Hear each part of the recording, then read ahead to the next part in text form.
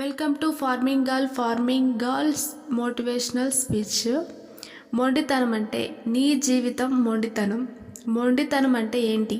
అదే నీ జీవితం పెద్ద గుణపాఠంలా నేర్పించే, నీ జీవితంలో నేర్పించే ఏకైక పదము మొండితనం. ఉన్నది ఉన్నట్లు మొండిగా మాట్లాడి చూడు, నీ వైపు ఒక్కరు కూడా నిలబడి ఉండరు.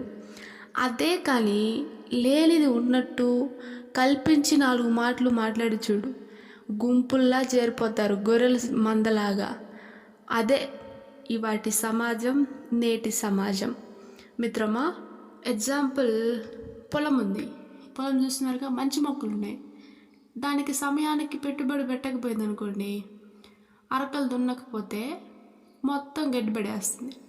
అలానే మన చుట్టూ మనుషులు లేరని చెప్పేసి కొందరు ఉన్నది లేనట్టు మాట్లాడుతూ ఉంటారు.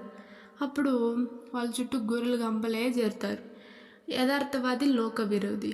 ఉన్నది ఉన్నట్టు మాట్లాడితే ఒంటరిగా మిగిలిపోతాం. ఇంకొకటి విషయం చెప్పనా, నువ్వు ఒంటరిగా ఉన్నావంటే నీకు ఎవరు లేరని, ఏకాకివని కాదు.